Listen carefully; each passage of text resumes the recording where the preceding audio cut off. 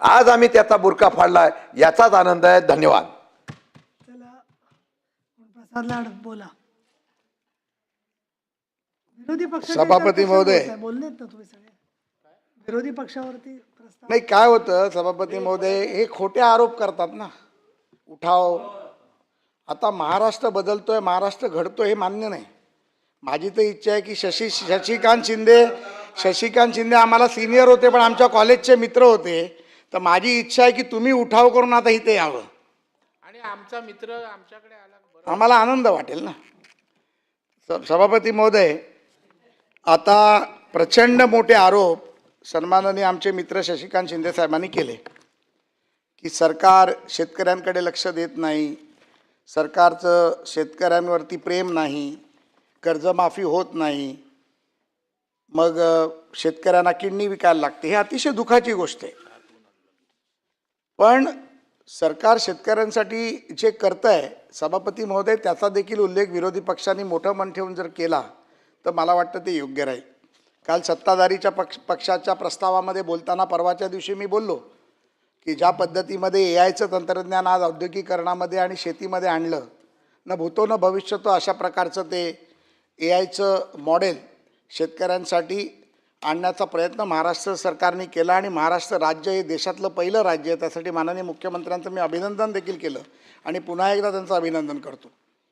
कारण शशिकांत शिंदेसाहेब फार ज्येष्ठ नेते आहेत, मंत्री राहिले आहेत, स्वतः ते ग्रामीण भागातून येतात. पण आजच्या त्यांच्या 260च्या प्रस्तावामध्ये मला वाटतं की त्यांनी सूचना द्यायला पाहिजे होत्या, तर त्यांनी फक्त टीका आणि टोमणे मारण्याचा प्रयत्न केला. मला वाटतं की महाविकास आघाडीमध्ये गेल्यानंतर टीका आणि टोमणे याचा परिणाम शशिकांत शिंदेंवर देखील झाला आहे का, हे एकदा आम्हाला मित्र म्हणून तपासावं लागेल. शशिकांतजी, आपण शेतीविषयी बोललात, तुम्ही शेतीचे जे मंत्री आहेत त्यांना शाप लागला का वरदान लागलं याबद्दल बोललात. पण आपण हे विसरलात की ज्येष्ठ नेते सन्माननीय शरद पवार साहेब देखील या देशाचे 10 वर्ष कृषी मंत्री राहिले आणि त्या 10 वर्षाच्या कारकिर्दीत या राज्यात देखील तुमचं सरकार होतं. आणि मग त्यावेळेचं केलेलं काम आणि आताचं जे केलेलं काम याची जर आम्ही तुलना केली तर मला वाटतं निश्चितपणे की 2014 ते 2019 आणि 2022 ते 2026 यामध्ये प्रचंड मोठा बदल करण्याचा प्रयत्न माननीय देवेंद्रजींनी केला. सांगतोय ना शशिकांत शिंदेजी, मी तुम्हाला सगळं सांगतोय आणि ते तुमच्या सरकारने कशा पद्धतीत त्याचा राग काढला तेही तुम्हाला सांगतो. माननीय राज्याचे मुख्यमंत्री देवेंद्र फडणवीस साहेबांनी मागेल त्याला शेततळं, जलशिवार योजना आणली. जलशिवारमधनं आपण अनेक ठिकाणी फिरत असाल, आपल्या ग्रामीण भागामध्ये ज्या भागातून आपण येतात तिथे पाणी मुबलक आहे, तिथे आपल्याला जलशिवाराची गरज कदाचित लागत नसेल. परंतु आमच्या भगिनी पंकजाताई ज्या भागातून मराठवाड्यातून येतात, किंबहुना कोकणामध्ये किंवा उत्तर महाराष्ट्रामध्ये जलशिवाराचा जो प्रयत्न झाला तो एक वेगळ्या प्रकारची अनुभूती देणारा शेतकऱ्याचा प्रयत्न होता. जलशिवारच्या माध्यमातून आपण एक दिवस हेलिकॉप्टरनी ट्रिप करू या भागामध्ये. आम्ही येतो त्याच्यावरती, मी त्याच्यावरती येतोय शशिकांत भाई, मी येतोय त्याच्यावरती. कारण काय आहे, तुम्ही मला आता फुलटॉस बॉल दिला त्यामुळे मी सिक्सर नक्की मारणार आहे. ज्या पद्धतीमध्ये जलशिवारच्या माध्यमातून कामं झाली, अनेक हजारो लाखो शेतकऱ्यांना त्याचा फायदा झाला. सत्यजित तांबे देखील ही गोष्ट मान्य करतील की अहिल्यानगरमध्ये त्याचा अनेक लोकांना फायदा झाला. आणि त्यानंतर 2019मध्ये जेव्हा महाविकास आघाडीचं तुमचं सरकार आलं त्यावेळेला जलशिवार योजना बंद करण्यात आली आणि जलशिवारवरती तुम्ही चौकशी लावली. देवेंद्र फडणवीस हा धुतलेला दुधासारखा सफेद माणूस आहे, त्याच्यावरती डाग लागू शकत नाही. आणि जलशिवारमध्ये मग ऑडिट झालं, जलशिवारमध्ये भ्रष्टाचार झाला, जलशिवारमध्ये हे झालं, काय झालं निष्पन्न त्याचं? तुमच्याच सरकारने त्याला क्लीन चिट द्यावी लागली. कारण देवेंद्र फडणवीसांची भूमिका नेहमी शेतकऱ्यांबद्दल, राज्याबद्दल, कामगारांबद्दल, शेतकऱ्यांबद्दल, महिलांबद्दल, युवकांबद्दल ही नेहमी धोरण हे स्पष्टतेचं आणि पारदर्शकतेचं राहिलेलं आहे. अनेक गोष्टी मला तुम्हाला त्याच्यामधनं सांगता येतील. अनेक अशी उदाहरणं देता येतील ज्याच्यामध्ये आता कोणाचं नाव घेणं योग्य होणार नाही. सन्माननीय उद्धवजी मुख्यमंत्री होते तेव्हा अनेक पाण्याच्या योजना तुम्ही बंद पाडल्या. का बंद पाडल्या? तर त्या देवेंद्र फडणवीसांनी सुरू केल्या. आमच्या कोकणामध्ये सचिन भाऊला माहिती आहे की कोयनेचं पाणी जे आपण तिकडनं लातूरपर्यंत किंवा मराठवाड्यापर्यंत नेणार होतो, कोयनेचं पाणी जे येतं ते समुद्रात वाहून जातं. लाखो लिटर मॅट्रिक लिटर पाणी समुद्रात वाहून जातं आणि 200 मिलीमीटरपेक्षा जास्त पाऊस पडल्यानंतर देखील कोकणामध्ये जानेवारी फेब्रुवारीनंतर प्यायला पाणी नसतं, अशी परिस्थिती त्या कोकणामध्ये आहे. ते पाणी लिफ्ट इरिगेशननी पाईपलाईनच्या माध्यमातून मराठवाड्यात नेण्याचा प्रकल्प केला होता. अधिकाऱ्यांनी त्याचा DPR तयार केला. आमचं नशीब खराब होतं, राज्याचं कदाचित नशीब खराब होतं. देवेंद्र फडणवीस 19ला मुख्यमंत्री होऊ शकले नाहीत. महाविकास आघाडीचं सरकार आलं आणि ते जो प्रकल्प होता तो बसनात बांधला. आता याच्यामध्ये देवेंद्र फडणवीसांचं स्वतः कुठे मराठवाड्यात गाव होतं का? देवेंद्र फडणवीसांचं स्वतः कुठे कोकणात गाव होतं? ते जे करत होते या महाराष्ट्रातल्या जनतेसाठी करत होते. महाराष्ट्रातल्या जनतेला पाणी मिळालं पाहिजे आणि ते पाणी जात असताना कोकणाला देखील म्हणजे तळ कोकणापासून रायगडपर्यंत पाणी मिळालं असतं. त्याचं पाणी मुंबईला वापरता आलं असतं, नवी मुंबई ठाणे या शहराला MMRला वापरता आलं असतं आणि ज्या वेळेला मराठवाड्यापर्यंत ते पाणी गेलं असतं तर त्या भागात येणारे त्या वाटेत येणाऱ्या अनेक गावांना सुजलाम सुफलाम करण्याचं काम झालं असतं. परंतु उद्धव ठाकरे सरकारने त्याला बसनात बांधलं आणि बंद करण्याचं काम केलं. मग हे तुम्ही केलं म्हणता. आज पुन्हा एकदा देवेंद्र फडणवीस मुख्यमंत्री झाल्यानंतर सभापती महोदय त्यांनी या कामाची सुरुवात केली, त्याचा DPR केला. परंतु दुर्भाग्य एकच आहे, जे काम 52 ते 53 हजार कोटीत होणार होतं ते आता जवळजवळ मला वाटतं 74-75 हजार कोटीच्या घरात जाईल. कारण इन्फ्लेशन वाढलं, महागाई वाढली, सर्वच गोष्टी वाढल्या. त्याच्यामुळे तुम्ही उठून शेतकऱ्यांचा तुम्हाला पुळका येतो असं तुम्ही दाखवता, पण मला नाही वाटत की तुम्ही सत्तेत असताना शेतकऱ्यांसाठी तुम्ही काही काम केली आहेत. आपल्या या सरकारने 31,728 कोटीचे ऐतिहासिक पॅकेज आत्तापर्यंत जाहीर केले. मग ते अतिवृष्टी असेल, अवकाळी असेल, आयात धोरण असेल. मला आठवतं आहे निसर्ग चक्रीवादळ झालं तेव्हा तुमचंच सरकार होतं शिंदेसाहेब, आणि आम्ही सन्माननीय मुख्यमंत्री देवेंद्रजी त्यावेळेला विरोधी पक्षनेते होते, प्रवीणभाऊ दरेकर विधान परिषदेचे विरोधी पक्षनेते होते. आम्ही 7-8 जणांची टीम करून निरंजन डावकरे असतील, मी असेल, निलेश राणे असतील, आम्ही कोकणाचा दौरा केला. आणि त्यावेळेला माननीय मुख्यमंत्री आणि सन्माननीय अनिल परब साहेबांनी देखील रत्नागिरीचा दौरा केला होता. आणि तो दौरा हा निसर्ग चक्रीवादळाचं 5 स्टार ट्रीटमेंटमध्ये तो दौरा झाला होता. म्हणजे विमानाने रत्नागिरी एअरपोर्टला आले, लाल कार्पेट घातलं होतं, त्या एअरपोर्टवरच टेंट बांधला, टेंट बांधून तिथेच बैठका झाल्या, अधिकाऱ्यांना तिथे बोलवलं आणि पुन्हा विमानात बसून मुंबईला आले. अशा पद्धतीत कधी राज्याचा मुख्यमंत्री ज्या ठिकाणी दुष्काळ झाला आहे तिकडची कधी पाहणी करतं का? फलोत्पादन मंत्री आता इथे आले, त्यांना माहिती आहे, तेही कोकणातले आहेत. मला भरतशेठ गोगावलेजी ज्या वेळेला चक्रीवादळ झालं त्यावेळेला तुम्ही त्या पक्षात होतात, तेव्हाच्या मुख्यमंत्र्यांनी केलेल्या दौऱ्याचं मी या सभागृहाला सांगत होतो. आणि आम्ही ज्या वेळेला दरेकर साहेब आणि मुख्यमंत्री देवेंद्रजी ज्या वेळेला विरोधी पक्ष नेते असताना दौरा केला तर आम्ही पार मालवणपासून ते अलिबागपर्यंत आम्ही बाय रोड तो दौरा केला. आणि त्यावेळेला त्यावेळेला केळशी पॅटर्न डेव्हलप झाला. केळशी पॅटर्न डेव्हलप झाला, तो नंतर सांगतो कसा झाला. त्याच्यामध्ये शिंदे साहेब सुपारीचा झाडाला तुमच्या सरकारने तेव्हाच्या 200 रुपये पर सुपारीचं झाड दिलं.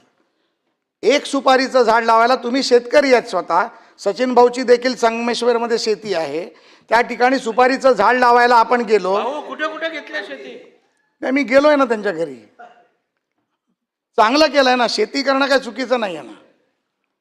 त्यामुळे त्या 200 रुपयात जे झाड वर्षाला जवळजवळ 1000 रुपयाचं उत्पादन शेतकऱ्याला देतं, त्या शेतकऱ्याला तुम्ही ते झाड पडल्यानंतर 200 रुपये दिले.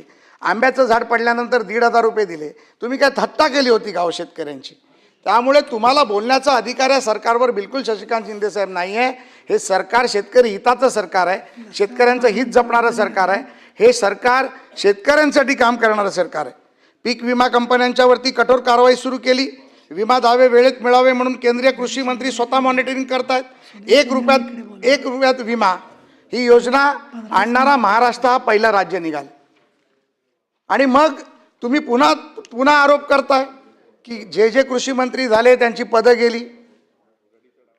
रडीचा डाव शशिकांत शिंदे साहेब करायचा नाही. माझं एकच म्हणणं आहे, कापूस असेल, सोयाबीन असेल, धान असेल, ऊस असेल, त्यामुळे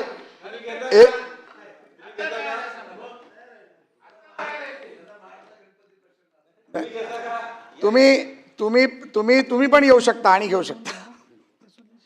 त्यामुळे FRP थकीत चालू झाला, प्रवीण भाऊ चालू झाला.